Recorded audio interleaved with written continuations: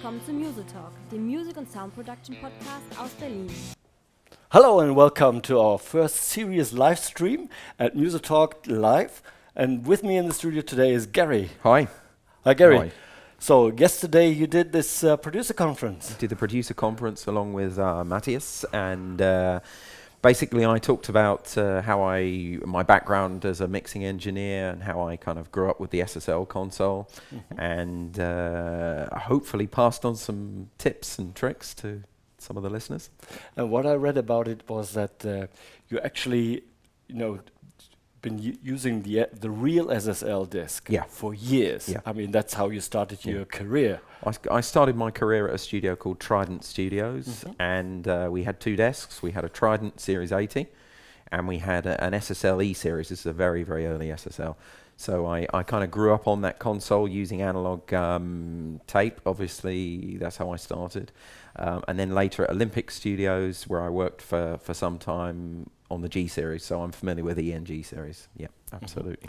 And today you're going to show us some of the tricks that you learned on the real desk and that you have sort of been able to transfer to software, to the Reason mixer. Yeah, I think one of the most exciting things for me, when I first saw the Record, as it was, Record 1, I can still remember the time when it was announced.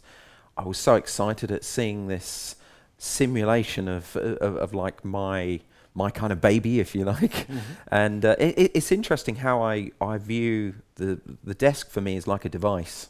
So everybody has their favorite device. It might be Thor, it could be Maelstrom, or maybe it'll be, I don't know, maybe the Matrix sequencer or something. For me, my device is the mixer. Okay, but you're using Reason as well for the rest of your production? Absolutely. So everything is in the box? Yeah, absolutely. This session that I've got here today is actually predominantly audio-based. As you can see, there are typically way too many tracks in here, but as an experiment, I've done everything in here from start to finish in, well, actually, I started this in Record 1.5. And then obviously Reason 6 now. We have the marrying of those two technologies, Reason 5 and Record 1.5, Reason 6. So you're using it basically as an audio recorder, or do you also do some of the playback in Reason 6? Oh no, I'm using. Do you mean am I using some of the devices, some of the other devices? Oh yeah, absolutely. I mean, for my other productions, I use them all the time. In fact, I'm pretty damn excited about the Echo and Pulverizer, which I'm using all the time. Yeah, all the devices, Neptune. There aren't really any rules for me. One of the things which really attracted me to using Reason was the fact that it was very open-ended, and the architecture, it leans itself towards creativity.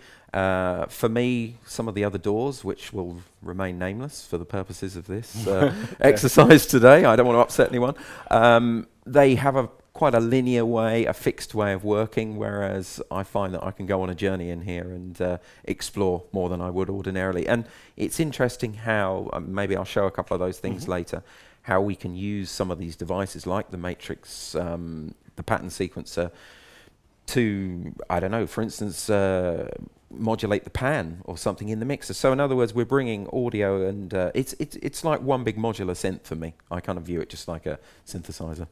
Okay. Yeah. Well, maybe we should have a look, and maybe you can show us some of the tricks of the trade. Well, maybe what we should do is start by playing some music. That's always a good place to start. So what I'll probably do is just play you through maybe a minute or a minute and a half, just from the beginning. We'll just play the session, just so you actually, those of you that tuned in for Music Making Month will be familiar with this song actually, and we kind of felt that it was good to expand on this. So I'll just play you a little of the music.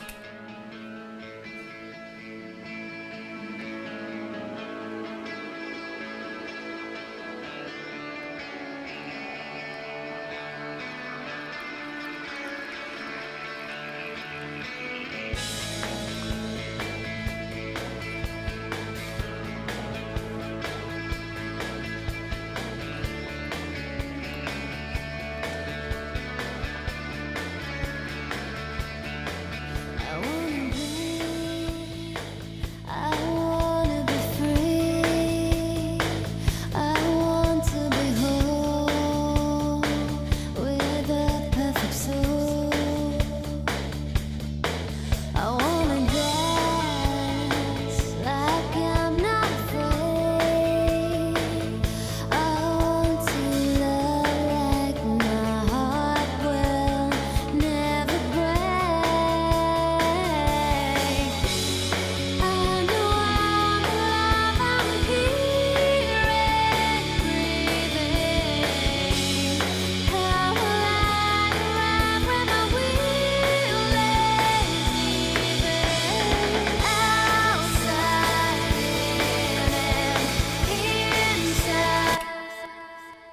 Okay, so I think maybe you get a feel for the music there. I always think it's a good place to start with listening to some music. Absolutely. Rather than the science. And not allowing, I mean, one of the great things for me about Reason is you can be very geeky, but you can also just boot up and away you go. You're making some music, and it's easy to forget. It's very easy to become, for me, a geek and not make any music. I don't know if that makes that makes sense. Absolutely. I think that's a lot of people get lost. Yeah. You know, in the technology. Yeah. You know. And then after 1 year, you find you just got a baseline, which is quite frustrating. So I want to just start by drawing everyone's attention to the mixer, maybe to the more conventional side of this mixer. As most of you will know, this is modelled on a well-known British mixing console, and right down to the sort of the detail of the master section here. I was just going back to the original point I made about when I first saw this. I was so excited. I just couldn't believe that no one else had done this. But to clarify it, I mean, it's supposed to be. I'm probably allowed to say it. It looks very much like an SSL desk. I think it does. Yes, and I know that there's a couple of other bits and pieces modeled, software models on the SSL. Yeah, and I'm surprised that you're saying this is the closest to you. Yeah, absolutely. I mean, I understand there are third-party plugins. Am I allowed to name them? Sure. Yeah, Universal Audio and Waves and things. I know that they've modelled some of the modules, we'll call them, the bus compressor and the dynamics section. So maybe the channel strip. But nobody has actually integrated it so that it actually looks and feels like a mixing environment. You're still using those plugins, if you like, on the individual channels in other doors. And for me, that kind of brings into the equation, well, how do I sidechain if I want to just use the dynamics as a de-esser? And some of you may find that some of the things I showed today, I'm maybe using this a little differently to the way in other words, maybe I won't resort to a de-esser combinator. I'll do it in here because that was, for me, it's very much like a performance. I don't sometimes want to have to switch over and go and load up I'll do what I can with the console and then see how I need to embellish that. Okay, show us some tricks. So just a couple of things I just want to probably the mojo sounds that the SSL is, if I might use that word, is associated with is this guy here, the bus compressor. Now I know in Making Music Month I possibly I won't say upset a few people, but maybe surprised a few people by saying that the bus compressor should be on right from the start. Now, just to clarify this, my background as a mix engineer, I've always put the bus compressor on right at the beginning, and everybody that I know that mixes on an SSL would not put this compressor on at the end, because what will happen is the balance will completely change. So in other words, I mix into it, and I know that some people get quite confused by why I should do that. For me, I could never put a compressor on my mix afterwards. I put a limiter on my mix afterwards, so maybe if I want to turn it up, although loudness, of course, is another big discussion. But for me, the compressor, the bus compressor, has to be put on at the beginning. And you'll also notice, if I just zoom in a little here, that I'm also using an external sidechain. Now, maybe what I'm going to do, just loop a little section. So let's just zoom out here. Maybe let's just take the first verse. So I'm just pressing Option and Command. Actually, we've already set those up, the locators. So what I'm going to do is just put looping on and zip back into the mixer. So I'm just going to play a little of this. So I just want to point out the needle here, what's going on with the gain reduction in the compressor here. You'll notice that my needle is hardly moving at all there. That's an intentional thing. If you're seeing as a kind of very loose, a ballpark kind of setting, I would never want to see more than 4 dB of gain reduction, so I wouldn't want to really see this needle going above 4. I also would never use a ratio higher than 2 to 1. Actually, the later SSLs also had 1.5 to 1, which I would probably use 1.5 to 1. So in other words, this compressor is not meant to be squashing. In fact, if you can hear it squashing the mix, then it's doing too much.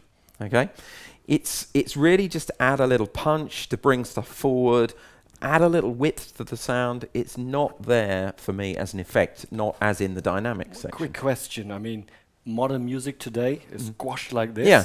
So this is not the right tool. Absolutely. You can squash it with this if you want to. Okay. Yeah, and you can see what I'm doing. Actually, what's interesting, and I'm going to flip over to the rack and show you this.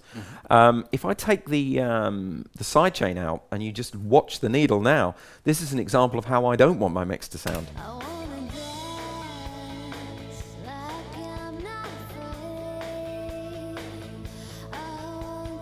Okay. So you can see that it's pumping way, way too much for me there. Because what I'm doing, one of the things I'm trying to emphasize when talking about Reason 6 is that it's not purely, I don't want to upset the dance fraternity here, because I've had some big hits with some big dance records, mainly the kind of in the garage two-step kind of arena. But I want to kind of bring people's attention to the fact that you can make jazz in here. You know, you can classical. We're not just restricted to doing dubstep in Reason. We can do everything, and maybe it involves a slightly different approach to making that music. Maybe it involves being a little more subtle than we've been used to. That's what I found really interesting is going through the demo songs. Yeah. We were going through the demo songs. There were a variety of tracks, and there was a jazz 4-piece, I think. Yeah, absolutely. That sounded marvelous, you know. And I was going, ooh. I mean, if I can get that very warm and analog sound out of it, everything should be possible, right? Yeah, I totally agree, and I think it's important to stress that to users that this isn't a one-trick pony. This isn't. This is Reason 6 is a DAW. So in other words, it's not just purely for making, I mean, it depends how I'm working. Sometimes I'll use blocks because I kind of grew up using an MPC, and maybe I'll use blocks for something. But the great thing is there is no one fixed way of working. I can work in many different ways, and the sonics of the program are such that I'm not restricted to making one genre of music, and I want to kind of stress that. I'm going to come back to talking. Can I talk a little bit more about what I'm doing in here with this compressor? Please. I mean, that's why you're here. Show us some tricks, you know. Yeah, haven't shown. Everyone's getting shortchanged. They haven't seen any tricks. Now, all I'm doing with this sidechain, I just want to emphasize how I'm doing this. I'm going to have to just zoom out a little here again, and we will zoom in again. I'm just going to zip over F6, just over to the rack. Actually, let's reset those peaks. I just want to emphasize what I'm doing over here with the bus compressor. If we just go up to the master section, I'm just going to flip the rack around. And you can see that I've got something keyed into the sidechain. If I just hover over that, I can see it's the EQ1. So if I just zip down here, my EQ1, and we'll just flip the rack around. Now, let me zoom in a little there just to show you. This EQ curve, just to be clear about exactly what I'm doing here, if I just... if I flip the rack around again, you can see, and I just press K, just so they can just see the cabling for what I'm doing is I'm using a spider here, an audio spider, and I'm running audio from, so in other words, I'm monitoring the control room out, I'm hearing the mix come out of my monitors, but I'm also running a parallel of the full mix into the EQ, doing a fairly drastic EQ there, and this is being used, I'm routing this back into the bus compressor, this is being used as my sidechain. So in other words, what I'm doing is I'm taking a lot of bass out of here, and I'm actually taking some of the mid-range out because I don't want the compressor to respond to the kick. Usually what will happen is the kick drum will dictate the gain reduction. Okay? So in this case, I don't want the kick drum to dictate it, so I'm EQing the mix and sending that back to the compressor so that I can be a lot more brutal, actually, going back to your point about compressing. Now, if I want, I can compress it a lot more. That was always a problem when I was doing my dance masters on the Uri 1178.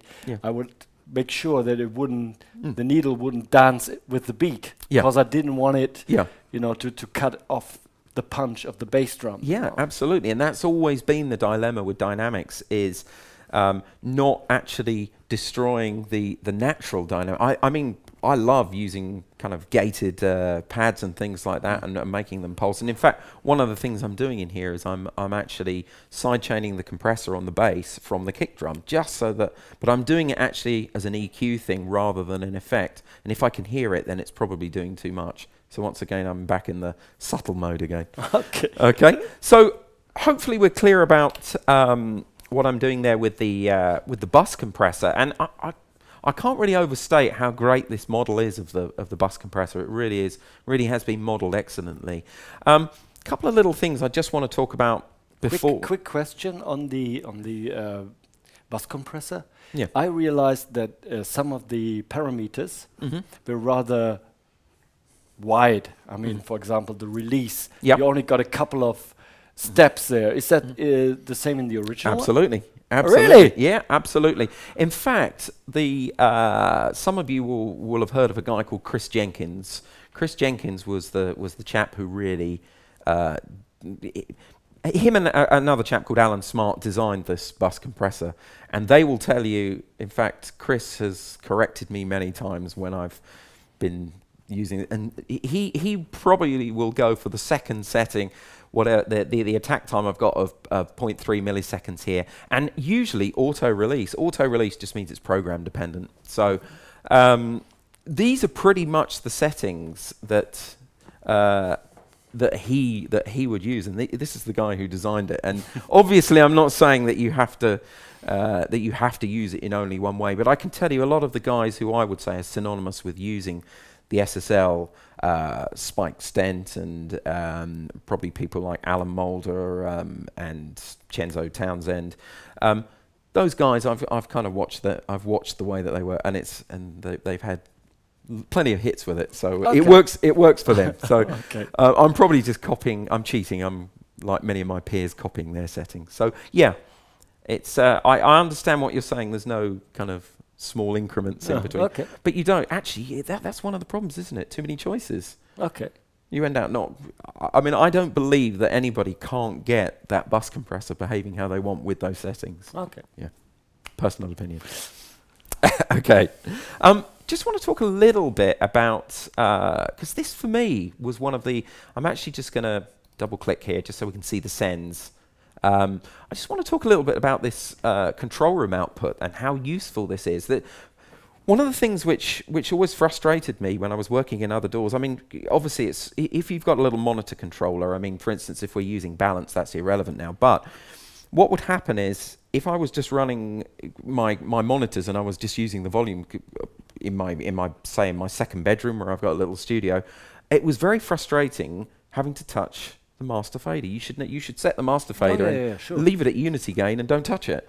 But in reality we do, because somebody walks in there. I don't know, the cat walks in the room or something, and not that my cat understands unity gain, but if it did, but you understand. Just by force of habit, maybe I'll have touched it.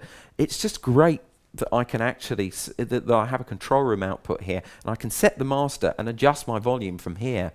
The other thing which I really like, I'll just zoom in a little there, just so you can see that a little clearer.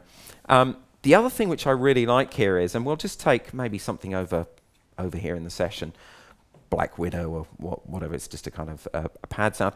Let's hypothetically say here that I'm using a separate mix for my vocalist, and I just send something here from send 8.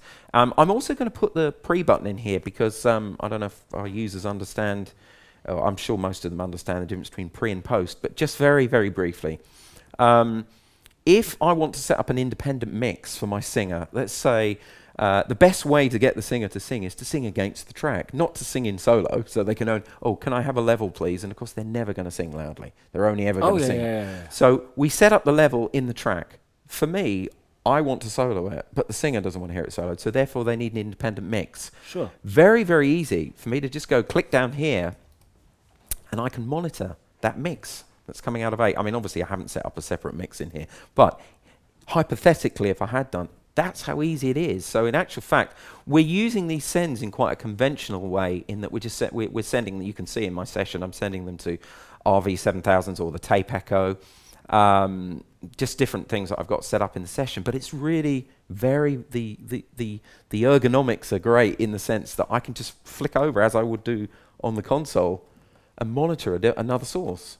So for me, and also the returns as well, of course, because it's sometimes a problem that the effects people often forget effects take up as much space as instruments, and sometimes it's a good idea to. I mean, one of the things I will do sometimes if my mix is sounding quite cloudy or if you like, it's not gelling together, is sometimes when I mute all of the effects, all of a sudden everything works and it sounds great. And there's a little clue there, there's a little alarm bell in the sky saying, well, maybe your effects need treating as well. And it's great that I can just zip over here, I can listen to that return, listen to that reverb and go, yeah, I can hear there's too much lower mid. Let me just... do I understand this correct? This actually goes to the master? Yeah. And it's a solo effect solo. No, what's actually happening here is we've got any of these buttons here. These are just source buttons, if you like, and they're sources for the control room output. Okay? Now, by default, I'm monitoring my master fader. Okay? Of course. All I'm saying is that what I can do is I can zip over here and listen to the effects return from, say, 1, which in this case is my reverb here, RV7000, the plate. So I can hear that plate. In fact, I don't know if we have the users can probably hear. I'm monitoring just the reverb there, okay? I'm just going to zip back to the key thing is it's very, very easy for me to be able to monitor those sources. And traditionally indoors, you wouldn't be able to do it. You can't really do it, right? No, it's almost impossible. And also another great little button, I know it's starting to appear in other doors, but this dim button. Yeah. True. So if somebody walks in and they want to speak, I mean, it's such an obvious thing once you've put it in there, but in actual fact, it's actually doing it. It's the actual. Okay, so let's move on. I've talked too much about the master section, I'm sure. So let's just zip over to. I'm just going to zoom back out again here. We're just going to go to the left side, and what I'm going to do is I'm just going to talk you through different elements of the mix. Now, I know there's a lot of people get quite upset about the whole business of grouping and not being able to group things. I mean, in any other door, if you didn't have groups in there, that would be it. You wouldn't be able to do anything about it. It would be a very, very tricky thing to get around. Because of the open architecture, again, with Reason, and you can see, one of the things I'm doing here is I'm using multiple racks. I mean, Reason has unlimited racks, so it means that what I can do... Yes! Yeah. So I can use as many racks as I want. Actually, all I'm doing, I'm just using 4 racks here. Okay, I've got one for my drums. Aren't you getting lost in all this stuff sometimes? I think in Reason it's great at the beginning, but the more I do and got more and more stuff in there, I get totally lost. Yeah. Do you have a strategy? Yeah. How you find your stuff? Actually, it goes back to my jaded analog days of I would always have drums, bass, guitars, keyboards, vocals across, and I would have a strip of tape across the console, and I would label the channels. And actually, I'm doing it. I'm kind of organising it in a similar way to the way I would organise it on the console. So if you like, these are my subgroups, if you like, and you can see. If we, you know what, a great thing actually, it would be really great if I could label these racks as well, actually. I would really like to be able to label them drums, bass and guitar. And we're probably going to get some genius user who's going to say on the forum, actually we can do it, so, and this is the way you do it. However, I know we can label individual devices, but it'd be great to be able to label the racks as well. So let's take a little look at what I'm doing here. If we flip around the rack, I know some of you guys are doing this already, but it's so easy for me to be able to just patch these into the 14.2 mixer, and you can see I'm also using a spider here, and the spider is being used because I've set up a parallel compression channel here, and I'm actually using the line 6 guitar amp as my kind of, I'm just using that to add a little bit of attitude in with the drums here. So let's just go through and have a little look. I'm just going to solo the drum sub. Let's just look at a couple of elements in here, maybe just the overheads. When I start to mix, I must maybe have a little listen to this.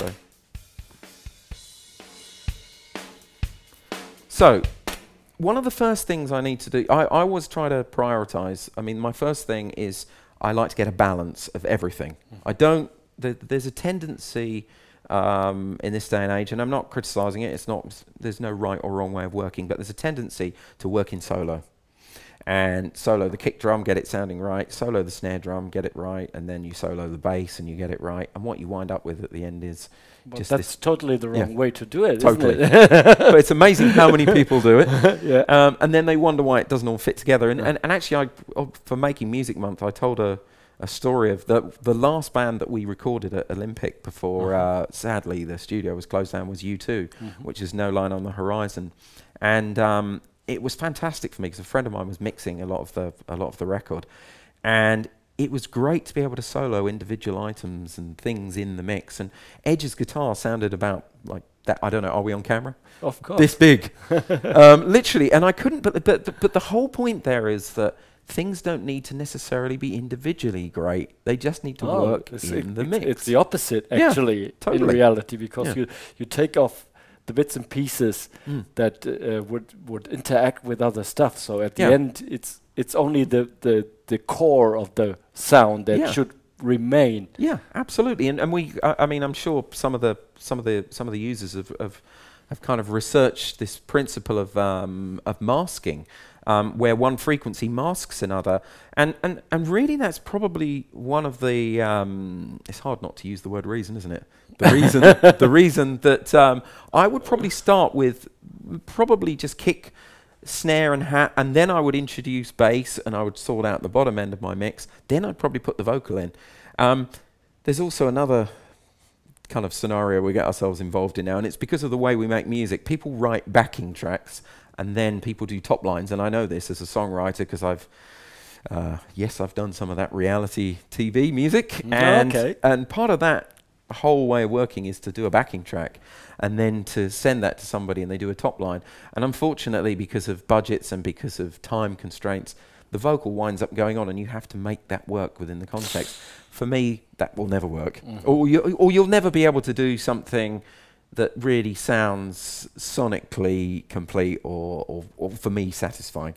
But it's something which ironically we do quite a lot. And I'm including myself in that. I've had to do it, and I end out chasing my tail, and then I usually call someone up really frustrated saying, can I just have the stems? Can I have all of the original audio parts? I digress. I talk too much. Okay. So what I'm going to do is I just want to have a look at the bass. Let's just solo the bass in with this. So just looking at what's going on in here, let me just flip back over to the mixer just so you can see what I'm doing. A few things that are going on here. First of all, if we just go up and we look at the EQ with the bass over here, I'm looking in the wrong place. It's because I've been very untogether and not labeled and not colored it properly. So if we just hover over the frequency, I'm round about sort of 200 hertz. Hopefully the users can see that. Maybe if I zoom in a little more, round about 200 hertz, and I'm adding quite a lot. I'm adding nearly 9 dB with the bass there. If we just go over to the kick drum, this is the point where you go, I really hope I don't contradict myself. And on the kick drum, I'm adding something down at kind of 50 hertz, and you'll also notice I've got the bell button in there. So all I'm doing is I'm kind of the way that the SSL, the G series, and then the 9000 behaviors. When you boost, if you've got the bell button in, you get something what I would call a progressive cue. So in other words, it gets narrower and narrower the more you boost, or cut conversely, of course. And because of that, there's this kind of, and I've noticed this more with American records than should we say European records, is you have these very thin kind of spikes on the kick drum, which is why you listen to these Timbaland and Dr. Dre records, and they've got ludicrous amounts of bottom. I call it trouser flapping kind of sub, and they can get away with loads of it because they're using a very, very narrow cue. Anyway, sorry, no, you can ask me something. I remember I was working for Snap.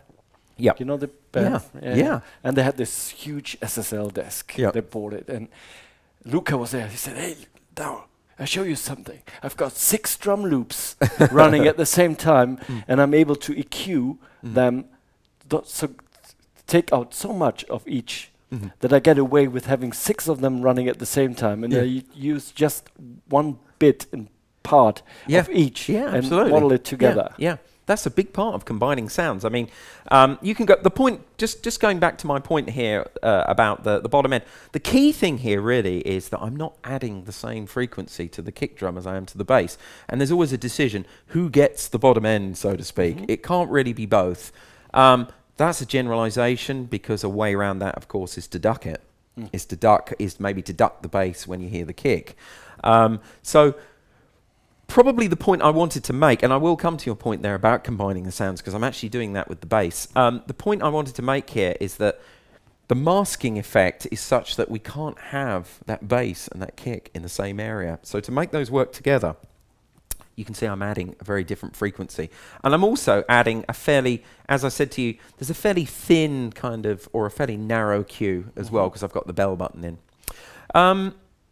Just zipping back over to the bass here, I just want to go over here and have another little look at this. One of the other things I'm doing here, you can see, let me just zoom in here a little. The other thing that I'm doing is I'm also keying the dynamics on the bass. You can see that the dynamics are basically responding to the kick drum. So if we just zip over to, I have to zoom out a little. But that's not ducking. You're not side chaining and. Yeah, well, that's what I'm going to just show you now. If we just flip the rack around, yes, what I'm doing is I'm taking it out of the inserts end, and I'm taking that into the dynamics sidechain of the bass. So all I'm doing is I'm just ducking the bass a little where you hear the kick.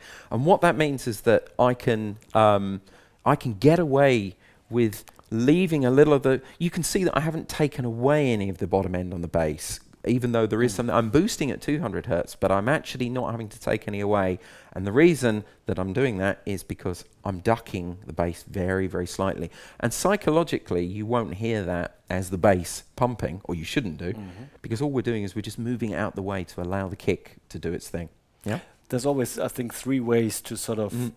There's always this contradiction, as you said. Yeah. There's a bass drum and there's a bass. Yeah. And I always think it as floors in a house. Yeah. You know, I have several storages. Yeah. And right at the bottom there are two storages. And you always first you have to decide which comes first. Yeah. Yeah. Absolutely. You know, and there's what you showed is one way to do it. And I always sometimes I shifted it in timing. Yeah. So I give it a little bit.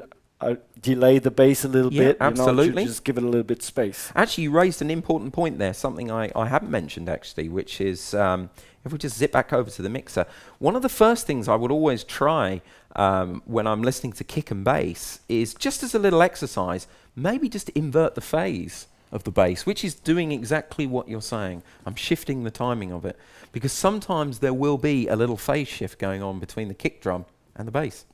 So, and once again, how easy is it to do this? It's all there in the channel. As I said, this is my device. So well, I know it's not my device, it's everyone's device. But for me, it just is so easy for me to be able to change that signal. You know, if I want to go and move the order of the dynamics and the EQ there, because it may be, I might listen to it and go, well, actually, I need some corrective EQ before I compress something. Because there's always a chicken and egg situation, isn't there? Particularly when you come to a lead vocal, that's the culprit for me. Do we compress it or EQ it first? And the answer is there is no golden rule. If the source is great, then I would compress it first and then I'd EQ it. Because usually what will happen is the dynamics will usually dull the sound slightly. However, if it really is not a great source, then I need to correct it before I compress it. Otherwise, I'll bring up all the deficiencies when I start. Or what it will do is it will limit, to coin a phrase, what I can do with the dynamics, because I can't be too aggressive with them because I'm bringing up all the imperfections, if that makes sense. Yeah. And the point I'm making here in reason is the fact that it's very, very easy for me to just flip the insert and the dynamics, just move the position of those in the chain, as I would do on the desk. So, yeah, superb. The bass, I just want to talk a little bit more about the bass, because some of you might see I've also copied the bass here. Actually, what I'm going to do, I'm just going to cancel the solo and let's just hear just these two. So, okay, so just flipping around to the rack, I just want to, actually, first of all, let's look at the channel. I'm being fairly brutal here with these filters. If we just zoom in a little on these, with these filters on the bass copy, Really, I'm hardly letting any of the source through at all. Now, the key thing with what I'm doing with the copy is I'm using it as a kind of, as some note or as some attitude. I'm not looking to use the copy for the bottom end. I'm not interested. I'm getting all the bottom end I need from the main bass, okay? So what is it two different basses or it's exactly actually the same? It's exactly the same. But, it's but exactly does the that same. make sense? Yeah, to me it makes sense. But I would say that. Hey, it's my plan and I'm going to stick to it. Okay. And what I'm doing with this, it'll probably make a little more sense when I flip over to the rack. So I'm almost, in fact, if we just hover over that, I'm taking a lot of the bottom. In fact, I could probably get away with taking more out, actually. And similarly, the low pass filter as well. Just before I flip to the rack, I just want to talk a little bit about filters, because filters are a man's best friend, or a mixer's best friend. When I was first learning to mix, somebody taught me they said, look, this is your problem area, bottom end and the air, the top end, okay? They're going to be your problem areas. The mid-range, usually, with a little bit of experience, you can sort that out. But getting the bottom end right, usually it's because we work in less than perfect listening environments. We don't all have a chance of working at Air Studios or the Hit Factory. Actually, not the Hit Factory, because they've closed down like so many studios. And most people who listen to your final product don't have perfect. No, absolutely not. So your insurance policy, your get out of jail policy, is these EQs, these high pass filters and low pass filters. And you might look through my session and see they're quite all often I just put them on at 100 hertz or 90 hertz. As you get better at mixing, you probably don't do that. You realize that your rock guitars need some bottom end to sound like they're moving speakers. But as a generalization, I would recommend when you're learning to mix, just put them across everything apart from kick and bass. Put your high pass filters, and then maybe put low pass filters across everything apart from lead vocal, overheads on your drums, maybe one or two synths, because and maybe set that around about 10K, maybe even a bit lower. My analogy here is if you listen to a Led Zeppelin record from the 70s and you analyze actually where things are, or Dark Side of the, I'm going to be the prog head here and say I'm going to have to say Dark Side of the Moon. There isn't very much. If you listen to Jimmy Page's guitars, there's nothing there above 6K. You don't need it. So in other words, what I'm saying is you've got all of these frequencies which are allowed to run free in the digital domain now. I mean, we had it wasn't so much of a problem with analog, but in digital, you almost need to limit yourself with the EQ, and it actually makes the whole process of mixing much easier. You really got a point here, because recently I did a fun project for myself on tape deck. And it just gets rid of all the nasty highs by nature. Yeah. And that's my basic trick for if you want a vintage sound, just roll off the top and then you're there. That's a fantastic point you made, actually, because a good friend of mine, mastering engineer John Astley in the UK, he never tells his artists this, but quite often he does a lot of kind of Tori Amos and the Who remasters and all of those kind of things, and they don't want all of that top end. So he'll use an EQ and he'll just, as you just said, he'll put a filter in there at maybe 17K, and no one ever says, "Oh, there's no top end on this." And because he's using a very gentle filter, I'm not talking about a very drastic slope on a filter, a fairly gentle filter, it actually sounds quite pleasing to the ear. Okay. Yeah. Okay, back to music. Let's flip. I just want to flip over to the rack, and I just want to have a little look at what's going on with this bass copy. What I'm doing here is I'm actually routing it through. If we just click up here, we'll see. I'm actually sending this out on the insert. I've actually got Scream on here. So actually, let's be a bit more brutal. Let's bring up the damage control. So what I'm doing, sorry, rack. That's what I meant. F6. What I'm doing here is I'm actually distorting the bass, and I can get away with being very brutal with it because it's not affecting the bottom end. And also, you'll see I've also got the unison device. This is one of my. Can I sound off about this device? It's very easy to kind of listen to, because I adore the Echo and Pulverizer and Alligator, obviously, but we shouldn't forget about these great devices that are in here. I mean, I always used to use this device called a Roland Dimension D, which I'm sure that which had the best chorus on it. And actually, this is the closest thing I've heard to a Dimension D. And I would always just, if there was one in the room, I would just put it on the bass. But the key thing is, I wouldn't put it on with all the bottom end. I would parallel that bass and put it on, if you like, the copy. Because that's always very dangerous, Yeah. you know, to have some kind of flange or chorus on the low bass. Exactly, exactly. So Not what a good idea. So just to emphasize to the users here, what I'm doing is going back to the filters. I'm filtering the bass before I ever go anywhere near putting the chorus or the distortion on. Okay. And actually, I always refer to it as, when I parallel something like bass, I always refer, it's a kind of reamping thing that I'm doing here. And I'm doing it because I want I'm getting all the bottom end from the bass, but what I want is the note, if that makes sense. I want the note to come out. We always have this problem with bass where it's so loud on maybe one note, and then you go up, or go, I don't know, from an A to a D. Yeah. And then all of a sudden the bass disappears, and it's like, where did the bass go? And usually it's because, well, it could be because your room is, you have a standing wave in your room, of course, but let's assume that you haven't got that problem. It's usually because we're not bringing out enough of the note in there, and it's quite important to know where those notes are. And it's not purely by accident that, you know, we know that, for instance, if we're EQing an A, that it's at 440 or you know, or 220 or 110, and I'm kind of aware of those things, and also I'm aware of where the harmonics are on those, because you can't always EQ the root. Sometimes you have to EQ where the second or third or fifth, seventh harmonic is, and it's very important to have a very basic knowledge of that, because it kind of particularly in the case of bass, sometimes you can't just keep adding the root note. You need to sometimes the harmonics are more important than the actual root. Sometimes you can leave the root alone and just EQ where the harmonics are, and you'll hear them.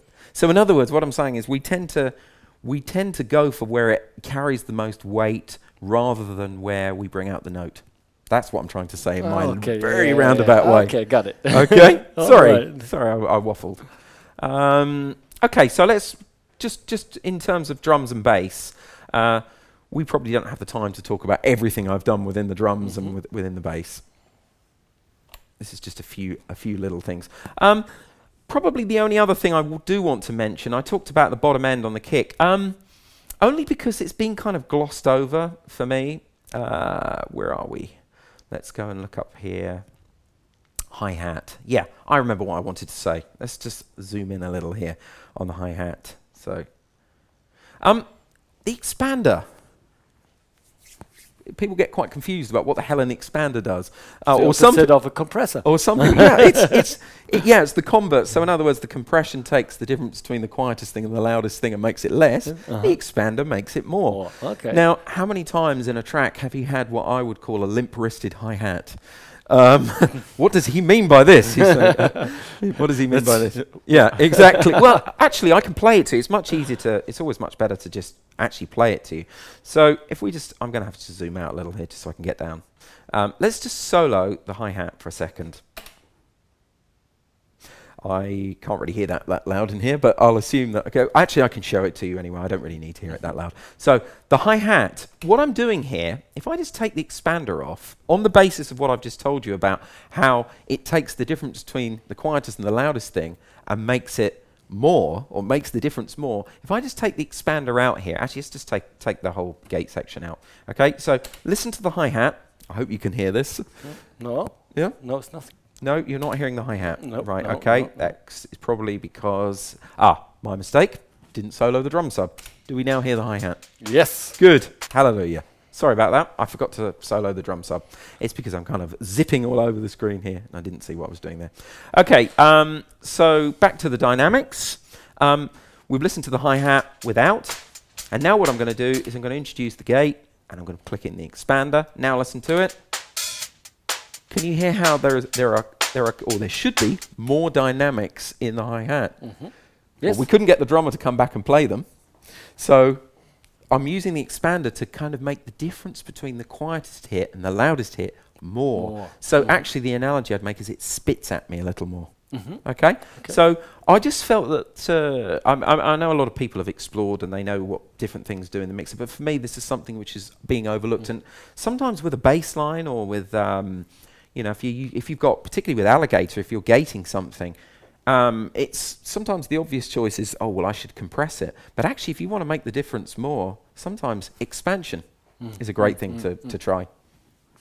There's a general tendency, you know, to compress everything, Totally. and to put in EQ, you know, add stuff and more, and put the levels up. You know, people don't realize that there's always only 100% in a mix. Yeah. No, so if you shift up everything, Yeah. it doesn't work. So absolutely. sometimes I tell people is, if you have a problem in the mix, instead of pushing everything up because you can't hear it, turn some other stuff down. Yeah, absolutely, absolutely. We get this. The syndrome's called escalating faders, where you start pushing, as you say, and it's to do with the masking, of course.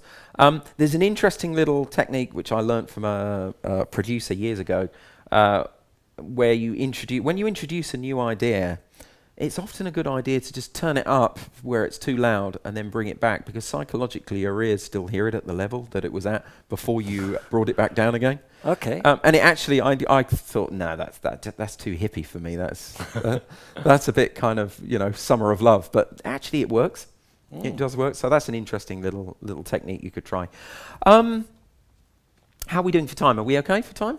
Yeah, we're pretty good. Carry on. Okay. Well, what we'll do is let's just shift through the mix here a little. I just want to take a look at a couple of other things that I'm doing in here. Interesting thing, I probably wouldn't do it this way now, but the guitar, the only thing I really want to say about the guitar, I'm not going to talk about how I EQ'd the guitar. The send that I've got here, those of you that can see this session, if I just zoom in here, send 7, Kong. Hello, what is he doing here? Now, this is just for me one of the things that makes Reason so great. If we just zip over, actually what I'll do with the guitar, if I just click over onto the rack, let's just go in here, go and take a look in here. Over to the left, this is what I'm looking for. If we go and we look for Kong, if he can find it, of course. There it is, good. Right, now if you open up Kong, what I'm doing is I'm actually using, and I hasten to add, I wouldn't do it this way now because we have the echo, but I created this session before Reason 6 came out, and I'm using the tape echo. How cool is it that I can get in there and I can patch across any of those individual little devices, because actually the transient designer and everything in there, they're superb little effects. Now, you'd be stuck. You wouldn't be able to get in other doors. It would be very difficult to patch across those. So you'd resort to another. Is that for you one of the strong points of Reason? This sort of toy box, little things you can do all the time. These journeys I can go on, I absolutely adore them. Yeah, I love the way that I can just go off on some kind of mad trip with, with that. And I just thought, when I first came to this, I thought, I really want that echo on my guitar. So what I did, because I like the wobbling kind of tape simulation on there, and what I did was I thought, well, surely I can get in here, and usually you can find a way of getting into things, into these devices. Let's just flip back to the session. Guitars, there's not really a lot else I want to say. Another example of the open-endedness of the way that the mixer integrates with the other devices.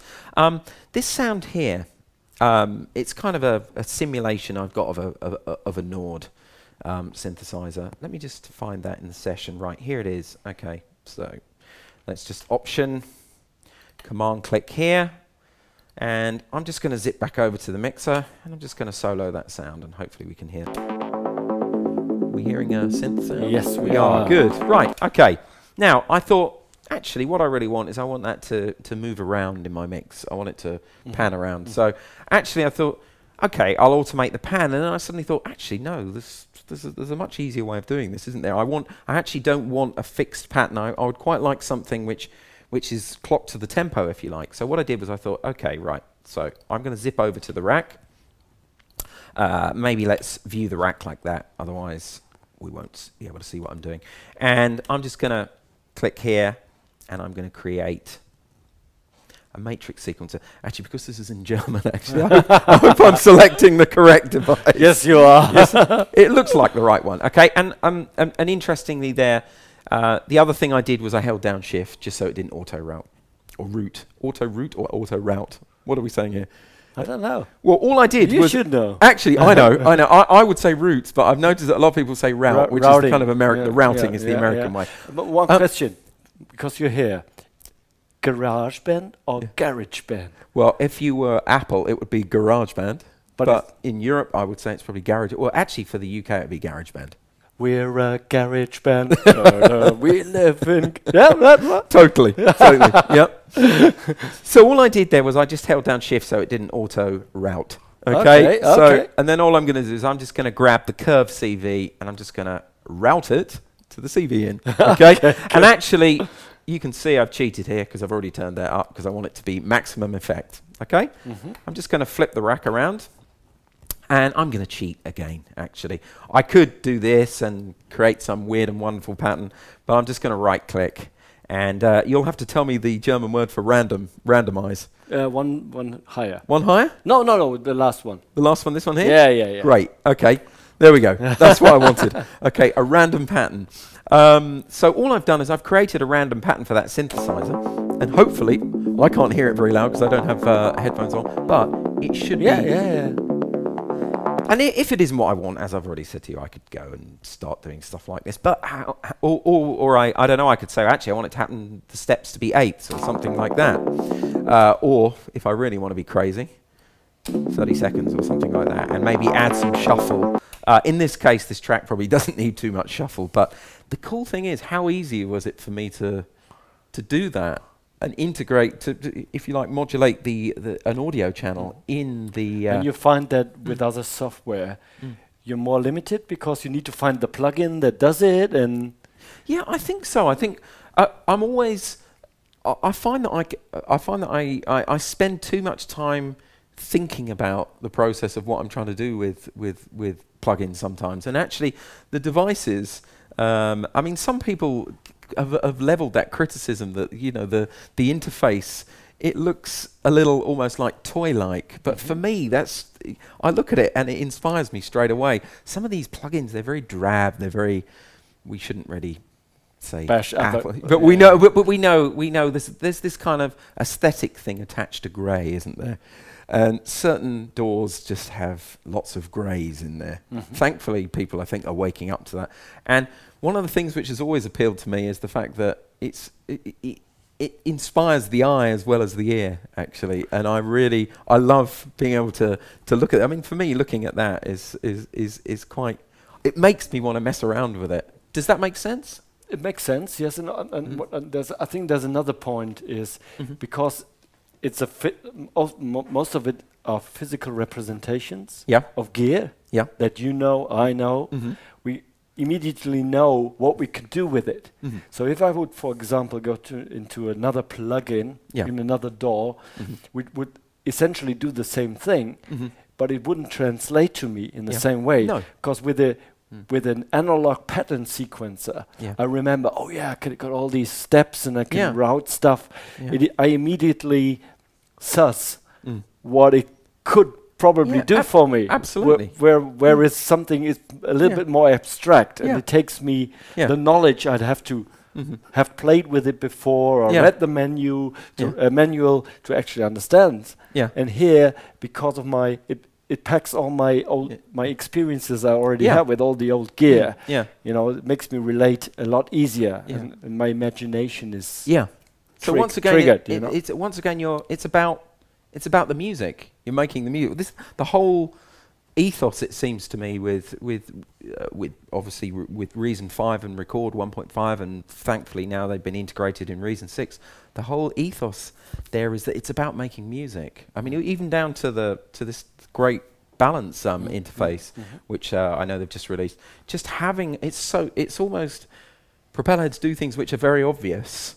And you think, well, why is no? In fact, the most funny thing with balance, because there's a meter and a tuner button on there, and also the great new clip save thing, just as a kind of they're not suggesting that you should clip all your audio just so you can show off using clip save, but sometimes we do. We just do these things, and it's funny. Most of my friends who have seen balance, they've said, can I use this with another door? Or it's like, no, this is, this is made specifically for a reason. Yeah. Even though it's class compliant, and I should emphasize that it does work with it will work with any door, obviously. But it's just tiny things which make a difference when you're making music. Reaching for a tuner, there's one on every channel. It's such an obvious thing, and you just think, well, why did nobody do that? Yeah, and true. There we go. Just maybe a couple of more tricks. Yeah, please. just a couple more little tricks before we finish. So I think probably vocal would be a good point to finish. So let's go and take absolutely. Let's go and take a look at the lead vocal, at what we've got here. So I just need to change where my locators are. Let's maybe take it from here. Let's listen to the verse. It's probably an obvious place, and we're looping that. So back over to the mixer. So lead vocal. Let's just listen to it in solo. I probably have something else in solo here. Let's just cancel that first of all, and then just re-solo it from here. So where is our vocal? It's not playing. It's not playing. I know why. My fault. I was an idiot. There we go.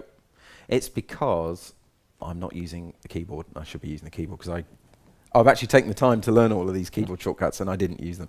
Okay, so we should be hearing a vocal. I wanna be free. Okay, so a few things about this vocal.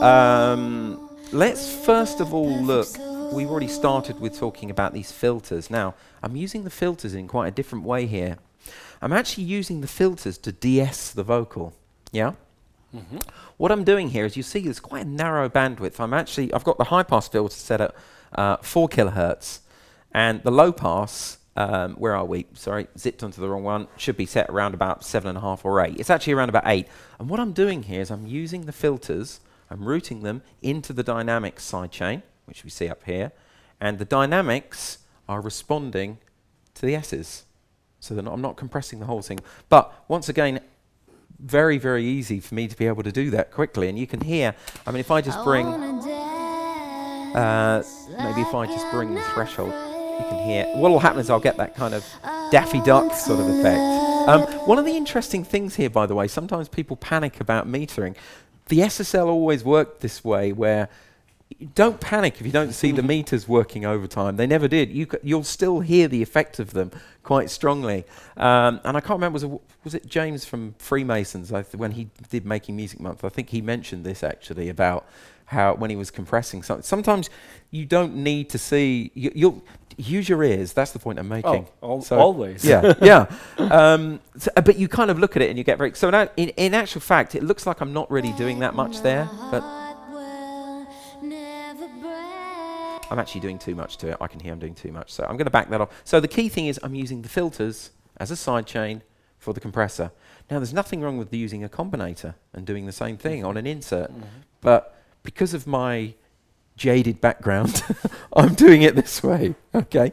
All right. That's what I'm saying. This is my device, and it's easy for me to kind of just get into working that way. Couple of other things. What am I doing with the vocal here?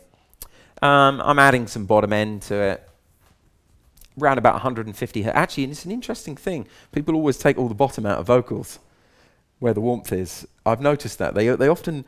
That's what I do. 100 hertz. Well, actually, what I'm doing is probably what I'm actually doing here is I'm actually boosting, because the vocal for me didn't have enough bottom end in it, and I'm also I've got a very basic kind of shelf here. I'm adding what I would call air to the vocal. So actually, I don't want it to become sibilant, and I don't want it to become harsh. So I'm just trying to open up the top end of it. And you've got a pretty heavy effect on it as well. Yeah, I've got several heavy effects on it, actually. In fact, yeah, we should probably take a little bit of time, because on that, there's a couple of things I want to show you in here. First of all, if we just flip over to the rack, we should probably view it that way. And actually, it's probably Neptune you're hearing. And in actual fact, what I really meant to do before I came here today was change these catch zones a little. These catch zones are fantastic, because if we just listen to the vocal tuned a little more extremely, like if I just back those off a little. you can hear there's a kind of little randomness in the, well, actually, humanity, we should say, because it's very, it's funny. There's a sort of tendency to tune the hell out of everything these days, isn't there? Oh, absolutely. But I think this is, I mean, it does, you know, it does. A lot of us are familiar with, should we say, you know, in this age of auto tune. Of just being able to just slap it on there and use that.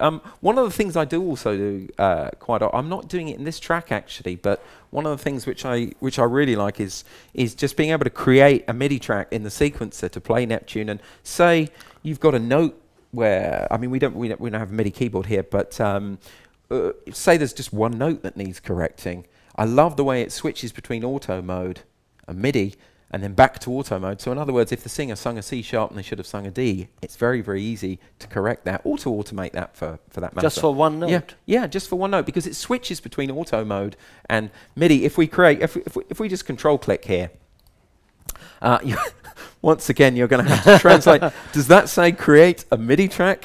In the yes, it does. Yeah, look, my German will be fantastic. So I suppose actually what I could do is I could just use this. So if I'm playing the vocal, because I can't hear it very loudly, I'm just going to pray that we're actually Hang on, hearing. I can turn it up a little bit for you.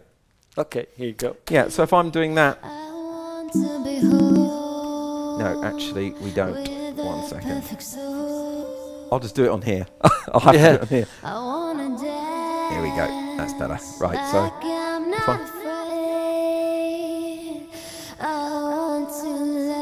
oh, yeah. So, yeah, sorry, that was a very Mickey Mouse way, I would say, of doing it. Because I did it with the, I did that. You with did it with Mickey Mouse. I did it with Mickey Mouse. But the cool thing was it was switching between auto. I mean, you know, I'm just playing the vocal, and I just. There we go. Bad example, but you can see it's very, very easy for me to just switch over.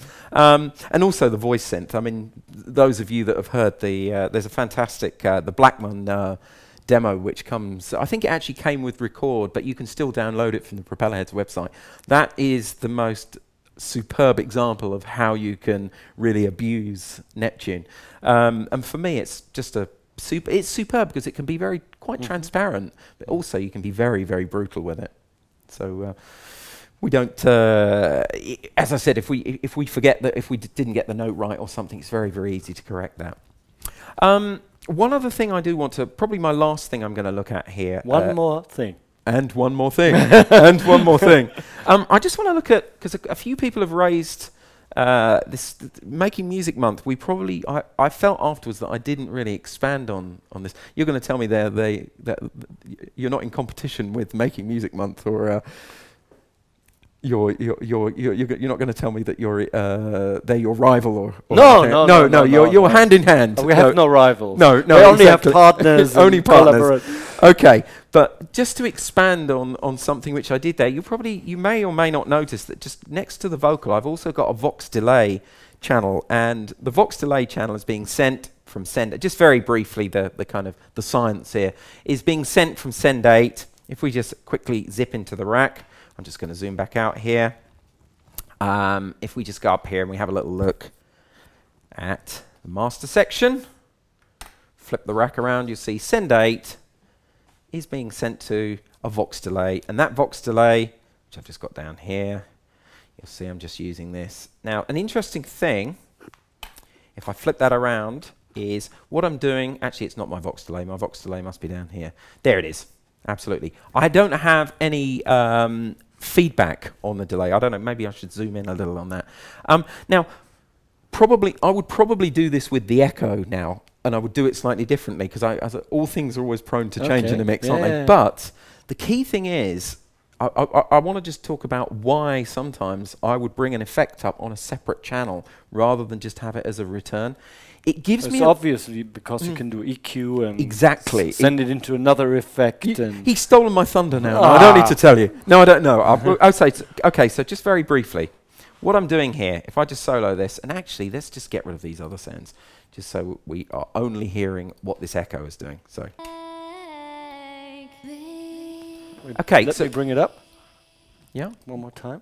I wanna be free. Okay, so as you just preempted there, basically what I'm doing is I'm feeding the delay into the mix channel here, and the mix channel, it just means that I can feed, rather than using the feedback control on the delay, I'm feeding it back on itself via this, but via the send on 8. Now I should hasten to add, beware of this, it's very, very easy to blow your speakers to pieces if you start.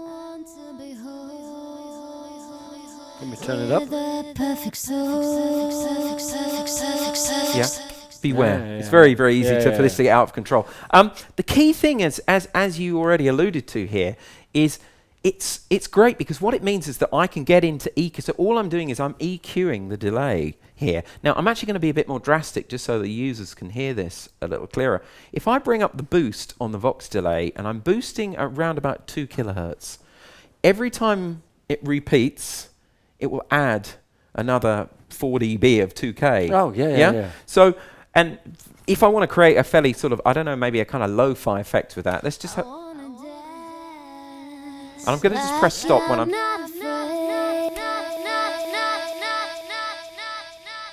Can you hear how the delay is changing with each successive repeat? And we could do, if we wanted something which is more tape-like, and I've already stressed that I maybe would use the echo to do this now, but if I were to maybe do the converse of that and remove some, so that every time it goes around the chain, it removes more. Actually, let's be bold. Let's be drastic with this. Let's take a little more of that out. Okay, let's try the same thing. So you can already hear the effect is lessened because it's removing. So you can hear it's a much more low. Ironically, I've made it. Woo! Now you can blow my speakers, Yeah, right? exactly. That's why we need to be careful. So the key thing that I've done there is I've done the opposite. I'm removing the 2 kilohertz every time it repeats.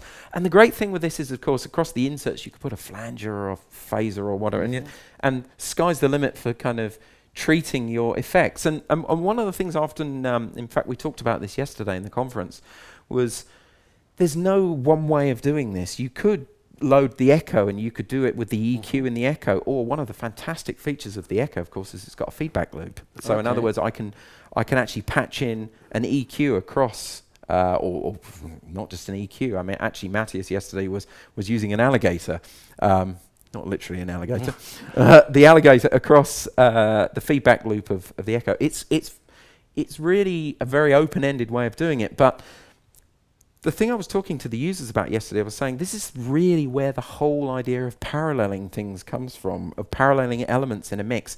It's not just to add sort of parallel compression, but it may be that what you do is you copy your vocal, or I would call that because I'm thinking of a patch. Because that's what would have been my question. What do you actually mean by parallel? I'm kind of confused. I'm actually okay. I'm running. What I would have done years ago on a mixing desk is I would have just taken there was always some parallel outputs in the Bantam patch bay, and I would have maybe taken the vocal and put it into a couple of other channels. Oh, okay. Yeah. And what I would have done is automate, and what I would have done is treated I wasn't interested in the direct signal from the parallel. All I wanted was I just wanted to be able to treat it so that I was sending that signal to the effects. So in other words, I could be very drastic with the parallel, with the copy, if you like. Without, and you still got the full channel. Which is where this great pre-button comes in as well. Because if this was my copy here, it would be very, very easy for me to say, well, okay, I want to send that to effects. I can bring the fader down. And so therefore, whatever I'm sending from here, it doesn't. Actually, it won't work in this case because I'm doing it slightly. I'm not copying the vocal, but I just wanted to make the point that this is an open-ended technique. It can be done the way that I'm doing it in this mix, but it can also be done by copying the vocal and taking the direct signal out, which is also one of the very neat features, obviously, of Pulverizer. Okay. The wet and dry setting or the knob in Pulverizer. So I mean, we've talked about a few little things there. I mean, hopefully some of those things will help, not hinder, the users. And well, finally, for me, I mean, after your great presentation here, I'm very eager, to pull up my Reason 6 and play around because for me right now, one of the benefits is that I can sort of tweak the system, Yeah. you know, and whereas in a typical other audio program, usually I can tweak by using different plugins. Yeah. But the interaction between the plugins is always very limited. Yeah. You know, so being able to route or route? What should we agree on? Route. Route. Let's say route today.